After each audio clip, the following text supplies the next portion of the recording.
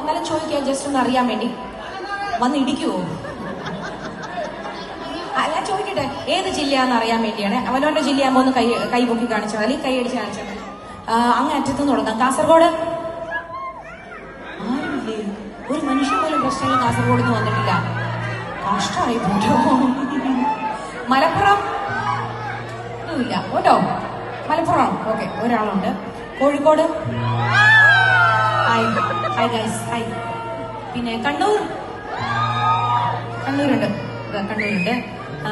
തൃശ്ശൂർ ഇത്രയും പേര്. Okay, hi ഗഡീസ്. പിന്നെ കൊച്ചി ഇതൊന്ന് കൊച്ചി കൊണ്ടുപോകുന്ന. പത്തനംതിട്ട, ഇടുക്കി, വയനാട്. ഇല്ല, ആരും ഒരാൾ കാറി ഒറ്റയ്ക്കുള്ളൂ.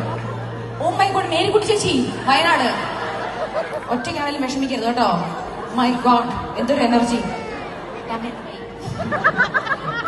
അപ്പൊ കൊല്ലം, ആലപ്പുഴ, തിരുവനന്തപുരം, പത്തനംതിട്ട, ഇടുക്കി എല്ലാം ഞാൻ പറഞ്ഞല്ല. ഇനി ഒരൊറ്റ ജില്ലയിലേ പറയാനുള്ളൂ.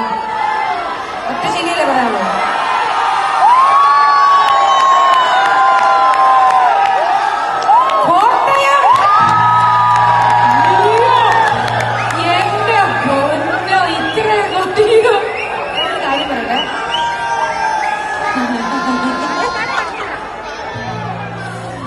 വെറുതെ അല്ല, ഇവിടെ വന്നപ്പോ തന്നെ എനിക്ക് എന്റെ കളഞ്ഞുപോയ കുടുംബക്കാരെ കണ്ടെത്തിയ ഒരു സന്തോഷം.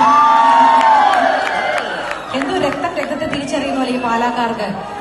പക്ഷേ ഇത് എവിടെ ചെന്നാലും, ലോകത്ത് എവിടെ ചെന്നാലും ഞാൻ എന്ത് ചോദിച്ചാൽ അവിടെ കോട്ടയക്കാരായിരിക്കും ഏറ്റവും കൂടുതൽ.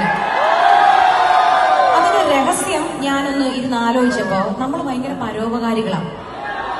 നമ്മൾ അഥവാ എങ്ങനെയെങ്കിലും ഒരു നാട്ടിൽ എത്തിപ്പെട്ട് നമ്മൾ രക്ഷപ്പെട്ട് കഴിഞ്ഞാൽ നമ്മൾ മാത്രം രക്ഷപ്പെടണമെന്ന് നമ്മൾ വിചാരിക്കുകയല്ല. നമ്മൾ എങ്ങനെയെങ്കിലും നമ്മുടെ അനിയത്തിയുടെ അനിയത്തിനെയും മറ്റേ കസിൻസിനെയും അയലോകത്തുള്ള ആൾക്കാരെയും പറ്റുമെങ്കിൽ ആ ജില്ല മൊത്തം കൊണ്ടുവരാൻ വേണ്ടി നമ്മൾ ശ്രമിക്കും. ഭയങ്കര വിശാല മനസ്കരാ. ഒരു കുടുംബത്തിന് മൊത്തം താങ്ങും തണലുമായിട്ട് നമ്മൾ അങ്ങ് നിൽക്കും. പക്ഷെ നമുക്ക് വേറെ കുഴപ്പമുണ്ട്, പെട്ടെന്ന് മുറിയുണ്ടെന്ന രീതിയിൽ സംസാരിക്കും. ആദ്യം നമ്മളെ തെറ്റിദ്ധരിക്കും, കാരണം ഭയങ്കര അഹങ്കാരികളാണ് എന്നുള്ളൊരു സംസാരത്തിൽ തോന്നും. പക്ഷെ നമ്മൾ